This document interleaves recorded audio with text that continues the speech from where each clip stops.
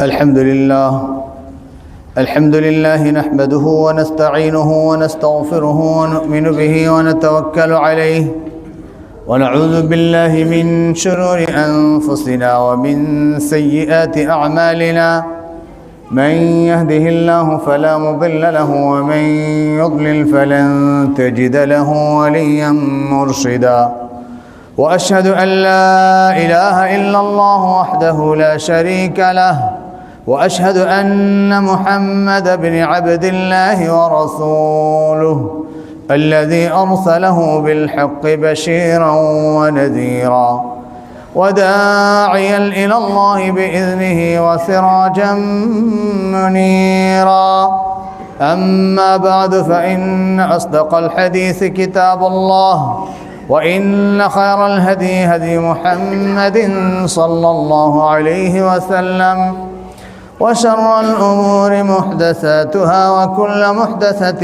بدعة وكل بدعة ضلالة وكل ضلالة سبيلها إلى النار أما بعد فقد قال الله تبارك وتعالى في كلامه المجيد والفرقان الحميد بعد أعوذ بالله من الشيطان الرجيم يا أيها الذين آمنوا كتب عليكم الصيام كما كتب على الذين من قبلكم لعلكم تتقون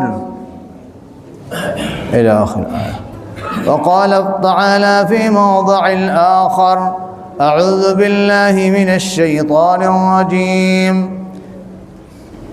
فمن شهد منكم الشهر فليصم إلى آخر الآية.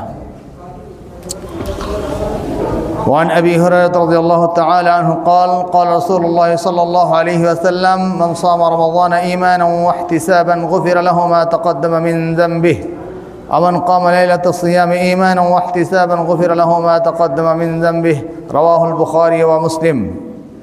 وعن أبي ذر رضي الله تعالى عنه قال قال رسول الله صلى الله عليه وسلم من قام مع الإمام حتى ينصرف كان له قيام ليلة رواه الترمذي وقال الترمذي هذا حديث حسن صحيح. الحمد لله প্রশংসা মাত্রই মহান রব্বুল আলামিনের জন্য যে মহান সত্তার অপার অনুগ্রহে আজকের এই জুমআহ বারে আল্লাহ সুবহানাহু ওয়া তাআলা আমাদেরকে কতিপয় গুনাহগার বান্দাকে আল্লাহর ঘর মসজিদে সমবেত হওয়ার সুযোগ দিয়েছেন। রব্বুল আলামিনের দরবারে শুকরিয়া জানাই আলহামদুলিল্লাহ। দরুদ ও সালাম বর্ষিত হোক নবী মুহাম্মদুর রাসূলুল্লাহ সাল্লাল্লাহু আলাইহি ওয়াসাল্লামের প্রতি।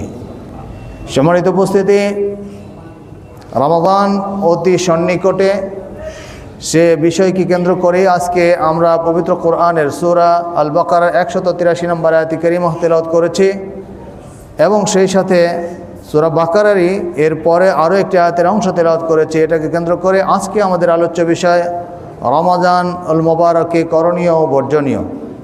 অতি সংক্ষেপে আমরা হয়তো বা 7-8টি বিষয় নিয়ে কথা বলবো।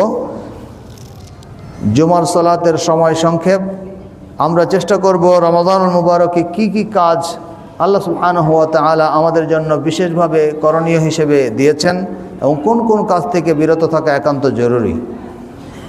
প্রথম কথা হচ্ছে আল্লাহ সুবহানাহু ওয়া তাআলা রমাদানুল মুবারককে কেন দিয়েছেন সেটি সূরা আল বাকারার 183 নম্বর আয়াতে আল্লাহ স্পষ্ট করেছেন। আল্লাহ বলেন, ইয়া আইয়ুহাল্লাযীনা আমানু কুতিবা আলাইকুমুস সিয়াম, ওহে যারা ঈমান এনেছো তোমাদের উপর রোজাকে ফরজ করে দেওয়া হয়েছে, বিধিবদ্ধ করা হয়েছে, লিপিবদ্ধ করা হয়েছে।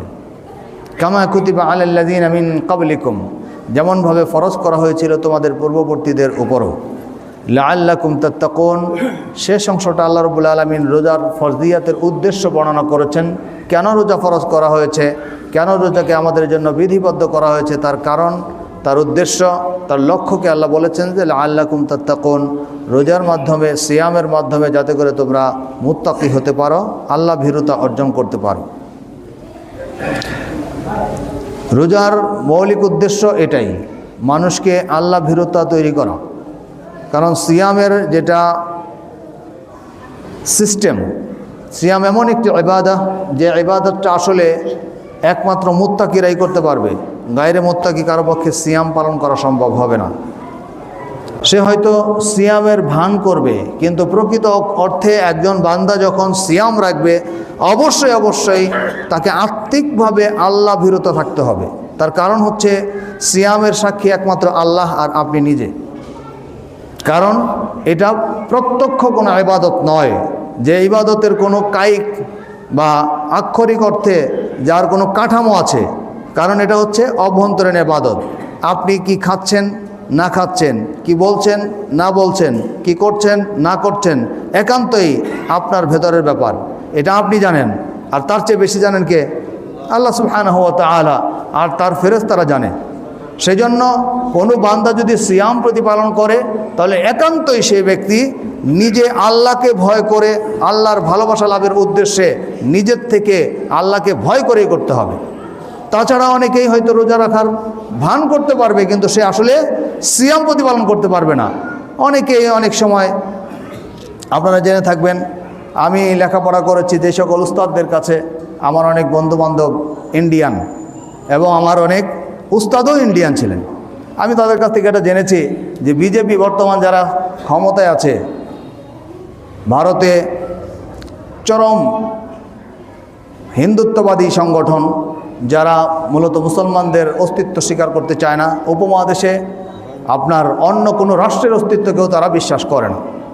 তারা মূলত উপমহাদেশকে তাদের ভারত মাতার রাজ্য হিসেবে মনে করে এবং তারা সেই উদ্দেশ্য নিয়েই সবসময় প্রতিনিয়ত তাদের কর্মসূচি বাস্তবায়ন করে চলেছে। অথচ এই বিজেপির লোকেরা রমজান মাসে নির্বাচনের সময় যখন তারা নির্বাচনী ক্যাম্পেইনে আসে, তখন অনেকেই এই নির্বাচনী ক্যাম্পেইনে আসা এই সকল সংসদ সদস্যরা এসে মুসলমানদের বিভিন্ন প্রোগ্রামের মধ্যে আযান দিয়ে দেয়। ডাইরেক্ট এমপি হিন্দু, যে ইসলামের 1 নম্বরের শত্রু, ও মুসলমানদের ইসে আযান দেয় এবং নামাজও করে ফেলে। ইফতার তো করেই। তাহলে কি তারা রোজা রাখছে নাকি? তারা কি ইফতার করে সওয়াব কামাই করতেছে? এগুলি হচ্ছে লৌকিকতা, এটা হচ্ছে রাজনীতি। রাজনীতির ভাষা এরকমই। রাজনৈতিক ব্যক্তিত্বরা নিজেদের উদ্দেশ্য সাধন করার জন্য অনেক সময় এরকম বেশভূষা এবং এরকম আচরণ তারা করে। তো সিয়াম প্রতিপালনের বিষয়টা এই জন্য আল্লাহ তাআলা নিজেই বলেছেন, সহিহ বুখারীর হাদিস কিতাবুস সিয়াম, যে হাদিসকে হাদিসে কুদসি বলা হয়। ক্বাল রাসূলুল্লাহ সাল্লাল্লাহু আলাইহি ওয়াসাল্লাম, ক্বাল আল্লাহু তাআলা, আল্লাহ নবী বলেন, আল্লাহ তাআলা বলেছেন, আস-সাওমু লি ওয়া আনা আজজি বিহি ইয়াতরুকু তাআমাহু ওয়া শারাবাহু লি আজলি। আল্লাহ তাআলা এটা অত্যন্ত একটা অথেন্টিক বক্তব্য দিয়েছেন এবং অত্যন্ত মারাত্মক গুরুত্বপূর্ণ একটি অন্তর্নিহিত রহস্য এখানে বর্ণনা করেছেন। আল্লাহ বলছেন যে আস-সাওমু লি ওয়া আনা আজজি বিহি, রোজা কেবল আমার জন্য, আর এর প্রতিদান আমি সহস্তে দান করব। কি দিবেন আল্লাহ এখানে বর্ণনা করেননি। রোজা, একটা রোজার বিনিময়ে কত সওয়াব সেটাও এখানে বলা হয় নাই। একটা রোজা রাখলে পরে একজন মানুষ কত সওয়াব পাবে সেটি বলা হয়নি। আল্লাহ তাআলা এটা সারপ্রাইজ রেখেছেন, এটা গোপনীয় রেখেছেন। কারণ আল্লাহ বলছেন যে রোজাটা শুধুমাত্র কেবলমাত্র একমাত্র আমাকে সন্তুষ্ট রাখার জন্যই মানুষ করতে পারে। তার কারণ হচ্ছে ইয়াতরুকু তাআমাহু ওয়া শারাবাহু লি আজলি, বান্দা যদি কেউ রোজা রেখে থাকে তাহলে 2টা জিনিস সে পরিত্যাগ করে শুধুমাত্র আমি আল্লাহর জন্য। একটা হচ্ছে তার খাবার এবং পানীয়, আরেকটা হচ্ছে তার জৈবিক চাহিদা। এই 2টি জিনিসকে মানুষ পরিত্যাগ করে এবং এই 2টা বিষয়ের খবর রাজনীতিবিদ, সরকার, রাষ্ট্রনায়ক, গোয়েন্দা বাহিনী কেউ রাখে না, যে আমি খেলাম কি খেলাম না, আমি পান করলাম